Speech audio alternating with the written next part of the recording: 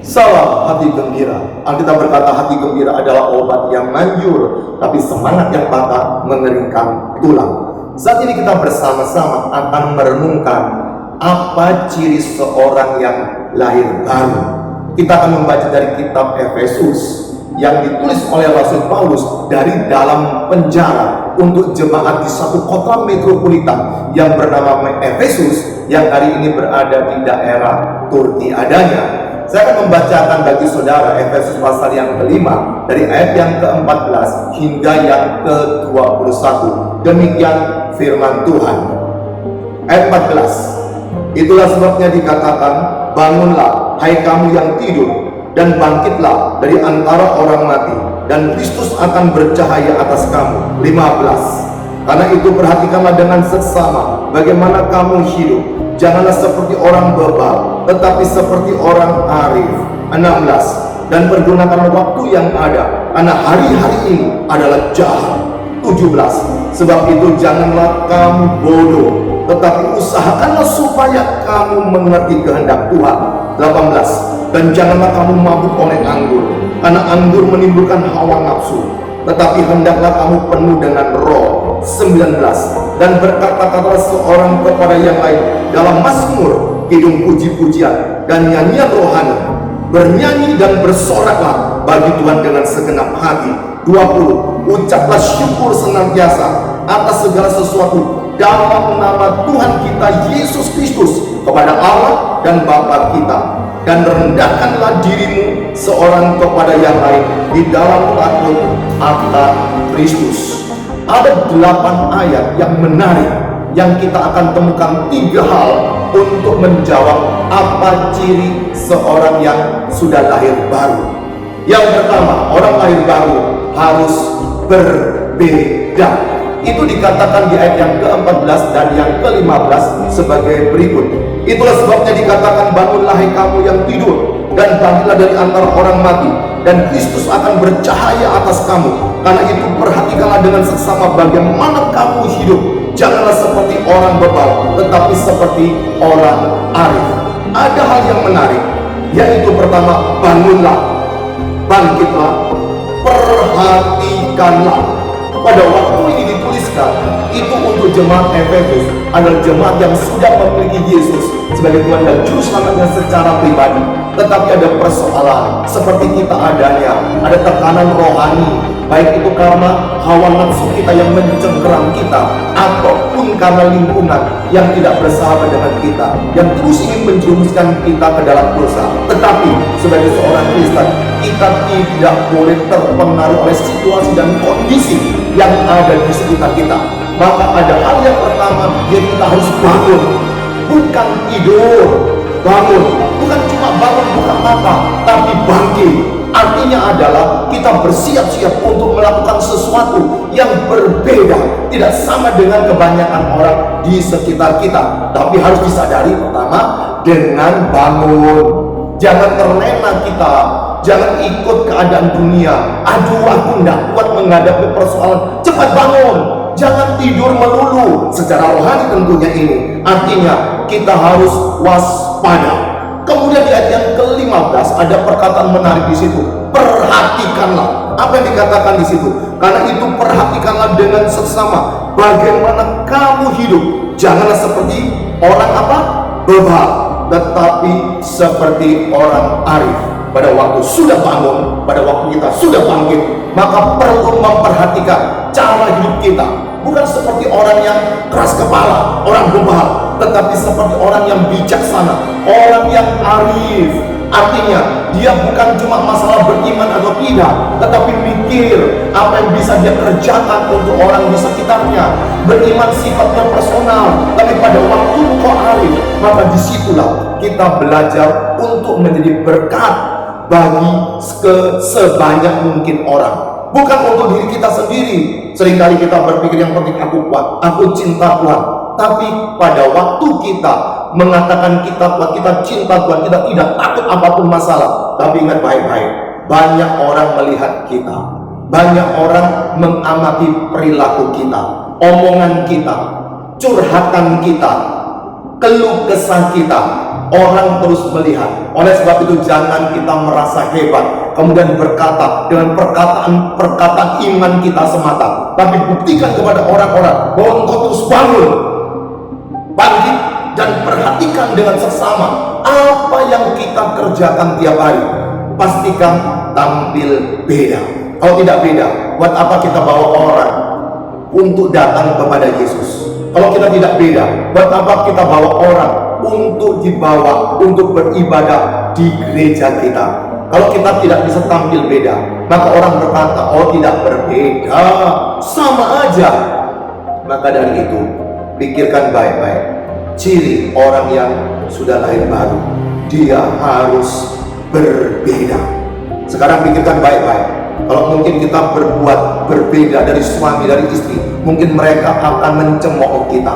Jangan usah sok rohani, sok kudus. Kita harus tampil beda. Itu tandanya kerohanian kita sedang bertumbuh dengan bagus. Tapi bukan cuma berbeda, bukan asal berbeda.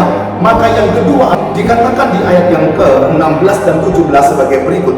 Dan pergunakanlah waktu yang ada, karena hari-hari ini adalah jahat. 17. Sebab itu janganlah kamu bodoh, tetapi usahakanlah supaya kamu mengerti kehendak Tuhan. Kita harus terus berubah karena waktu kita terbatas. Sama-sama kita diberikan satu hari 24 jam. Tidak ada yang 25, tidak ada yang 23, tapi sama-sama 24. Tetapi dalam waktu 24 jam, siapakah yang secara rohaninya dia sangat produktif menunjukkan buahnya dia? Siapa yang sangat kreatif dengan imannya dia dan sangat inisiatif untuk memikirkan pelayanan demi pelayanan, tidak hanya berdiam diri, hanya semedi, hanya engkau bertapa. Kekristenan tidak pernah mengajarkan seperti itu, tetapi kekristenan mengajarkan kita harus terus berubah.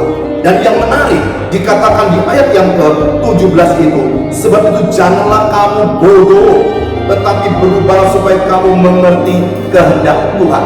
Bodoh di sini bukan karena gagal tidak mengerti pelajaran matematika. Bodoh di sini bukan karena nilainya jelek di bangku sekolah. Bodoh di sini bukan karena dia tidak pintar waktu kuliah, tapi bodoh di sini artinya adalah dia tidak mengerti kehendak Tuhan. Orang yang hidupnya berbeda, maka dia terus-menerus memikirkan Tuhan, maka dia perlu terus-menerus berubah, diubah dari hari ke hari menuju kepada kesempurnaan. Itu perjuangan seumur hidup. Hidup kita tidak lama, bukan? Ada yang sisa 20 tahun, sisa 19 tahun, 18 tahun, ada yang sisa 50 tahun, 49 tahun, 48 tahun. Semakin kita panjang umur, hidup kita semakin pendek. Apa ciri orang yang sudah lahir baru? Yaitu berbuah. Inilah ciri yang terakhir, yang ketiga. Dikatakan sebagai berikut di ayat yang ke-18. Dan janganlah kamu mabuk oleh anggur, karena anggur menimbulkan hawa nafsu, tetapi hendaklah kamu penuh dengan roh. Orang ini harus berbuah. Tidak boleh lagi dia terpesona.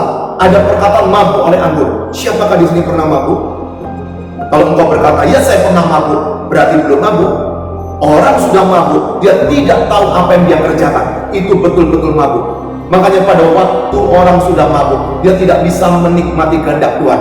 Maka dari itu kita harus berbuah. Dengan cara apa?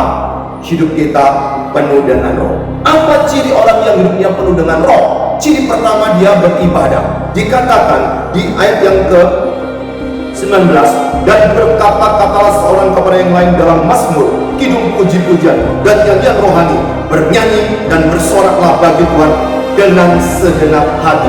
Yang pertama, ciri orang yang penuh dengan roh, yang sudah berbuah, adalah beribadah. Setiap hari dia berjuang untuk bisa memuliakan Tuhan. Beribadah bukan cuma di gereja, bukan cuma di persekutuan Tuhan, tapi dimanapun juga orang-orang boleh melihat ciri-ciri itu ada pada diri kita.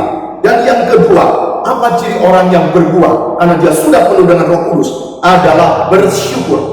Ayat yang 20, ucaplah syukur senantiasa atas segala sesuatu dalam nama Tuhan kita Yesus Kristus kepada Allah dan Bapa kita. Yang kedua, ciri orang yang sudah berbuah. orang yang hidupnya dipenuhi oleh Roh Kudus adalah bersyukur. Apa itu bersyukur?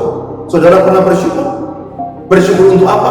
Kita biasa bersyukur kalau dapat berkat, sudah disembuhkan, kita bersyukur. Tapi bagaimana kalau kita sedang menghadapi pergumulan?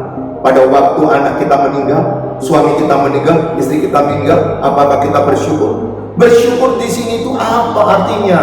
Ada orang yang sudah berjumpa dengan Yesus, itulah dia harus bersyukur. Dia harus berbuah. Pada waktu dia bersyukur, dia berjuang untuk melupakan apa yang di belakang. Itu terus mengajar Rasul Paulus secara konsisten. Dia lihat ke depan. Maka sekarang saya kasih ilustrasi yang gampang. Bagaimana supaya kita bisa bersyukur? Lihat tangan saya. Ini bukan sihir. Kalau kita suka bersyukur, maka tuntutan kita akan turun. Tapi kalau kita suka menuntut terus dalam hidup kita, bersyukur akan turun. Bersyukur ada dua. Satu, bersyukur karena kita sudah memiliki Yesus, maka harus berdoa. Tapi bersyukur yang kedua dalam menghadapi persoalan hidup setiap hari. Saya tidak tahu apa pergumulan, apa masalahmu. Tapi kalau hari ini kau sudah punya Yesus sebagai Tuhan dan Juru Selamatmu secara pribadi, maka engkau wajib bersyukur, wajib memuliakan Allah, wajib engkau terus beribadah. Tapi hidup kita adalah di alam nyata, maka kita perlu bersyukur dengan pergumulan tiap hari. Caranya bagaimana? Kurangi tuntutan. Kalau kita menuntut anak kita kok tidak berubah-berubah, kita susah bersyukur punya anak itu. Kalau kita suka menuntut pasangan kita kok tidak berubah-berubah, kita susah bisa bersyukur untuk pasangan kita. Kalau kita suka menuntut Tuhan, maka engkau susah bersyukur untuk berkat-berkat Tuhan setiap hari. Dan yang terakhir adalah berbakti. Ayat yang ke-21. Dan rendahkanlah dirimu seorang kepada yang lain di dalam takut akan Kristus. Berbakti adalah orang itu menghamba kepada orang lain, tetapi ada ukurannya dalam takut akan Kristus. Orang yang hidupnya dipenuhi dengan Roh Kudus, maka dia belajar bukan hidup ini persoalan menang kalah, bukan persoalan benar salah, tapi bagaimana hidup kita jadi berkat bagi orang lain. Kita bisa mengoreksi, kita bisa berkata-kata kepada orang itu, tetapi ingat baik-baik, pada waktu kita mau jadi berkat bagi orang tersebut, maka disitulah pada waktu kita tidak menghambakan diri kita, di situ kita akan menghadapi persoalan. Pada waktu kita menghambakan kepada Tuhan melalui orang-orang lain di sekitar kita, di situ kita akan belajar untuk berbuah. Salam hati.